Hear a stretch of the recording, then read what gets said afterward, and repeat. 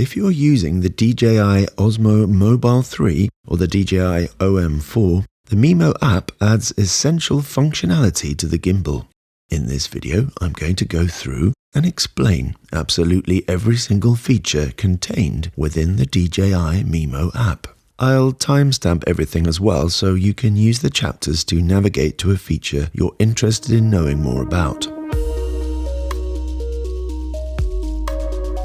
The Mimo app works for both iPhone and Android devices. However, not all features work at the same level. So I'll cover the available features for both systems using an iPhone 12 Pro Max and a Samsung Note 20 Ultra. I've already covered installing the app in my previous tutorial on the Osmo Mobile 3 setup. For your gimbal to work with your smartphone, it needs to be connected via Bluetooth. So make sure you have Bluetooth enabled on your smartphone. Best practice is to mount the smartphone before powering on the gimbal. And once you have powered on the gimbal, you can check that your smartphone can find the device. If you want to connect before you open the Mimo app, that's fine. And when you open the Mimo app, if it's already connected to the gimbal, then it should automatically switch to the camera interface of the app. You can always switch back to the home page by tapping the small house-shaped icon in the corner. When I first installed the Mimo app on my iPhone, a message popped up basically asking what I wanted the M button to do. If you want the M button to be used for switching gimbal modes, for example, so you can assign it.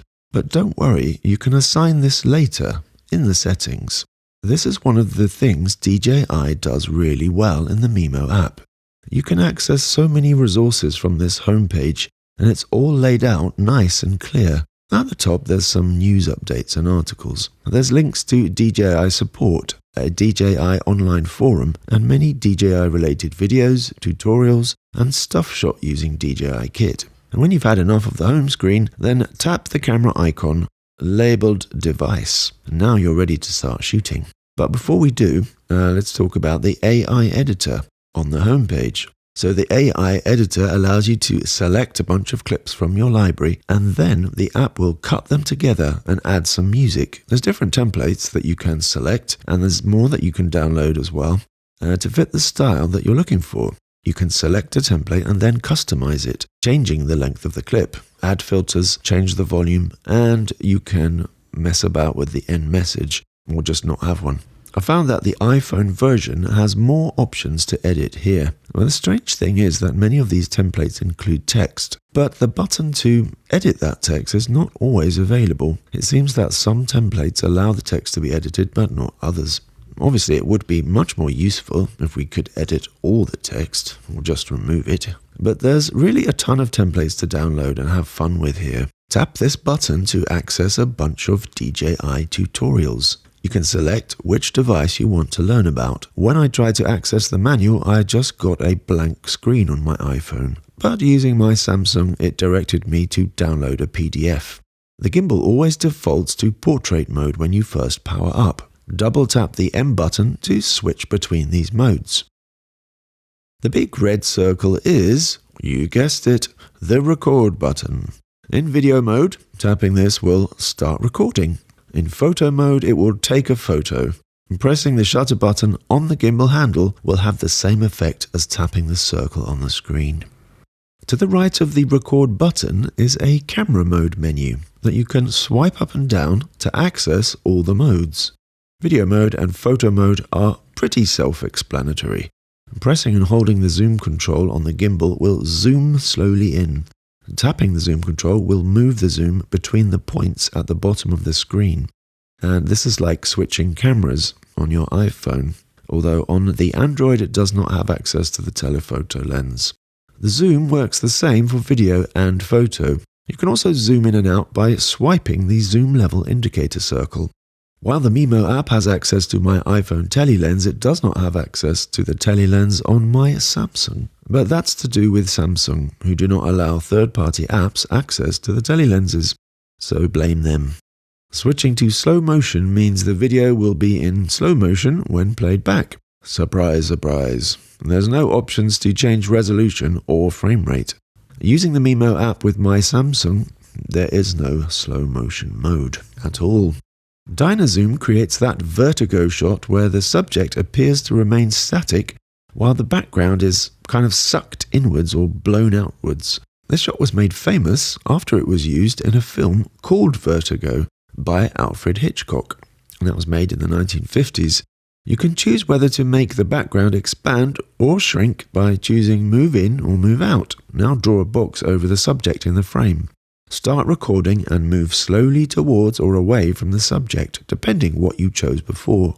Timelapse shoots images at a very slow frame rate and then plays back those images much faster, so time appears to be moving extremely fast. Once selected, timelapse controls appear at the top of the screen. The first setting is how often you want the camera to shoot a frame, measured in seconds. You can choose from every half a second up to once per minute. The higher this setting, the faster your timelapse will go. Next, you can set how long you want the camera to keep shooting. If you leave it set to infinity, it will keep shooting until you stop it manually. The final setting is path, and if you want the gimbal to move the camera during the time-lapse, then use this setting to program in a path. You can add up to 4 points that you want the camera to move between. If you do decide to set a path, notice that you can't also have duration at infinity. The Mimo app needs to know a duration because it uses this to measure the time between each point. So it's a good idea to lock exposure and white balance before recording. Once everything is set, press record and Mimo will begin capturing your time-lapse. Hyperlapse is pretty similar to time-lapse. The difference is time-lapse is designed to be used with a stationary camera, while hyperlapse is for a moving camera. For example, a shot captured by walking along a street where all the passers-by and cars whiz past as you move along. There's no extra settings here, so just hit record and start moving. Pano is short for panorama and gives you 3 different options for taking a panoramic photo. Once selected, a Pano selector button becomes available on the left of the screen. The first default option shoots 9 photos to cover a wider field of view and then edits them together. What you end up with is like using a very wide-angle lens or a fisheye lens. The second option takes 7 photos left to right. The final result is a very wide 240-degree field of view. The third option is Mimo's Clone Me feature, and this takes 3 photos from left to right, but this time 1 or more subjects should be in the frame, and they need to move for each photo so that in the final image the subject has been cloned to appear multiple times in the same picture. The final camera mode is Story Mode, and this mode creates a video from a number of shots, and each shot follows a preset movement dictated by the preset you choose. And once you have selected a preset, the app guides you through the shots you need to capture. In the top left corner, a little video shows you what you are aiming at. In the middle of the screen, arrows tell you how to move. At the bottom is a series of boxes, and each one represents a shot needed to complete the final video. Inside each box is a duration, and this is the time each shot needs to last. Hit record and capture your first shot. You can go back and retake a shot if it's not quite right. At the end of the process, export the final video, and Mimo will cut it all together and add music. You can also access Story Mode by tapping the pink and orange button in the top right corner with an S in it. Next to that button is the Selfie Camera switch button. Using my iPhone 12 Pro Max, I was able to access up to 60 frames per second at 4K resolution in the selfie mode, but if you want to use Glamour effects, 30 frames per second at 1080p is the max quality setting. The hand-shaped button below the record button allows you to switch gesture control on and off. If you switch this on, you can set the camera to start recording when you make a gesture to the camera. A V sign to start and an open palm to stop. There's 2 modes for gesture control. Follow and shoot means the camera will start recording and try to track and follow your movements. Shoot only is just to start and stop recording, no tracking. Below the gesture control button is a play arrow in a square button which allows you to access the media gallery. You can view your photos and videos all together, or just photos, or just videos. When you tap to open a photo or video, there's a heart-shaped button. So you can tap this to select the shot as a favorite. It's like a like button. But back in the main gallery, if you select the like heading, you will see only the videos you have liked by tapping that heart. So this is useful for going through footage, selecting the good takes, and later you can filter out the stuff you don't want easily. This is something I always wish I had done, whereas usually I just shoot away, and then 50 video clips later, I have to go through each one again to find the good ones. Below the zoom level indicator, 3 settings are displayed. This shows you the camera's current shutter speed, ISO, and exposure value. Shutter speed is how long the sensor remains on for each frame. ISO is how much the sensor adds gain to increase brightness. If ISO is too high, there might be extra noise in the image. Exposure value is an indication of whether the camera thinks the frame is over or underexposed, with negative being underexposed. And personally, I like to use my own judgment as well as using the exposure value to get a sense of how bright the image is. Like in the native camera app of your device, the Mimo app has a yellow reticle which allows you to set and lock exposure and focus. In Mimo, it's a yellow square. Tap the screen where you want the camera to set exposure and focus. Tap and hold until you see a yellow padlock to lock settings. Once locked, you can slide your finger up and down the screen to change the exposure level. How high you have this exposure value depends on what you're filming and the mood you want. If you were filming a cooking show in this kitchen, you would probably want it to be quite bright. But if you were filming a drama scene, you might want it darker and more moody. At the top left of the screen are 4 symbols, which indicate certain things. First is gimbal battery level. Second is the phone's battery level. Next is your flash setting. And the last one tells you which gimbal mode you're currently in. If I change modes, you can see that symbol change. But it's quite small though, and the change is pretty subtle. Perhaps if it changed color as well, it would be more useful. Now, on the left side, we have 4 more buttons. If you tap the button where it says Auto, you can switch your camera to manual mode. And this allows you to set your ISO and shutter speed yourself. Here you can set ISO manually or set it to remain in auto, but with an upper limit. As I say, high ISO creates extra noise. You can see this is quite useful if you are worried about noise. When I had it in auto, the camera had the shutter speed and ISO higher, so this would create less motion blur and more noise. But if I want the natural kind of film look, I'd rather have a slow shutter and low ISO. Again, this is iPhone only, unfortunately. There is no manual mode in the Android version of this app. The next button allows you to set your resolution and frame rate. With my iPhone 12 Pro Max, I can go up to 4K and 60 frames per second here. Choose 24 or 25 frames per second for a film look style. 60 frames per second is good for slow motion. If you play back at 30 or 24 frames per second.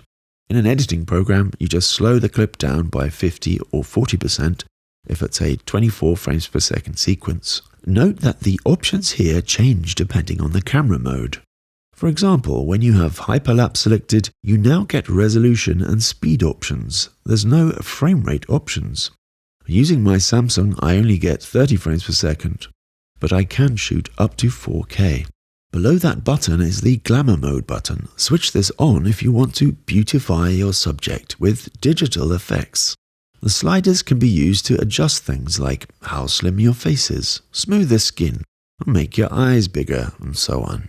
But you can't use this at 60 frames per second or 4K resolution. The final button, which is 3 dots, opens up a lot of extra settings, and 3 more buttons. The top button is some extra video settings. Switch your flash on or off. Set and lock your white balance manually. If you really want to be pro, then make sure your white balance doesn't change during the shot by locking it. If you choose one of these lighting settings, it will be locked at that setting. For example, if I'm outside and I choose the cloudy sky setting, it will stick to that setting until I change it. But if I leave it in auto, the color might change during the shot, and this is not good for the pro look or for grading later. In iPhone, you can set a custom white balance, but in Android, you can't. Grid gives you 2 options for guides on the screen to help you with your framing. You can have the old rule of thirds grid, or add diagonal lines too to help with your targeting. You might use these diagonals for shooting a hyperlapse, for example. if you want to make sure a certain object in the frame remains in the same position. This will give you a smoother, more impressive hyperlapse. If selfie flip is on, it means the image is reversed when using the selfie camera. Normally, the selfie camera shows the reverse image. So if you have text in the shot, it will be like looking in a mirror. The next button opens up custom gimbal settings. The top two buttons allow you to set the gimbal mode manually, including toggling sport mode on and off. In the main modes, there's a kind of little movement delay to create nicer, smoother shots. So you need to compensate for this when you shoot. Start a little bit early and then end a little bit early. For example, if I'm panning to an object, I won't move all the way. I will stop just before and then let the gimbal ease into that final position. Follow mode sets the gimbal to follow your movements, both pan, left and right, and tilt, and up and down. Tilt locked, as you might guess, stops the gimbal following your up and down movements. And this is good for those dolly shots, where you want to create an up and down shot, but you don't want the camera tilting during the shot. FPV is first-person view, which makes your gimbal react like a camera in a video game. The main difference is that your gimbal won't keep the camera level with the horizon. It will rock left and right if you move in that direction. Spin shot is the same as FPV, except moving the joystick left and right makes the camera do a barrel roll. This can be fun if you want to create some kind of crazy flyover shot, with the camera rolling at the same time. Sport mode just makes the gimbal react less smoothly. It's more sensitive to your movements, which means it is not as elegant, but allows you to keep up with fast action. Adjusting the zoom speed allows you to set the speed at which the camera zooms in and out. If you want a slower, more elegant zoom, adjust this downwards. If you want a zoom shot which creates more of an impact, set this higher. There's two settings for the control stick, otherwise known as joystick. Change the speed, again, slower for more elegance, faster for more drama. The control stick direction is either free or locked to up and down or sideways movement. If it's set to free, the control stick can be used to pan and tilt simultaneously. But if you set it to horizon stroke vertical, then it will only pan or tilt. So you might want this if you know you only want a pan or a tilt and you don't want clumsy thumb movement to ruin the shot. These toggle switches basically change the way the control stick works. Which one you prefer depends how your brain is wired. If you want the gimbal to tilt the camera down, when you press the control stick up, then invert the tilt control. This setting allows you to allocate the M button on the gimbal, either to switch between video and photo mode, or to switch between the gimbal movement modes. The final settings in this menu allow you to adjust the level of the phone camera in the gimbal. Calibration goes through a process, and at the end, the gimbal should hold your gimbal perfectly level. Place the gimbal on its legs on a flat surface and start the calibration. In a few seconds, your gimbal should now be set correctly. The final setting allows you to adjust this manually, so if calibration doesn't work perfectly, then you can adjust the angle until you're happy. And now the final menu. Device management allows you to connect or disconnect the gimbal. In device name, you can check or change the name of the gimbal. This is the name you see when your phone is looking for a gimbal to connect via Bluetooth. So you might want to change the name to something more recognizable or personal. The final setting allows you to switch the gimbal so that when idle, it starts a demo mode. The gimbal will start moving to a preset pattern. With Android, there is an extra option here. Tapping instructions leads you to a message explaining why Android users have less options than iPhone users. Truth is, it's down to Android devices and what each device allows access to. So that's it for this video. I hope you find this tutorial useful, and I'll see you in the next video.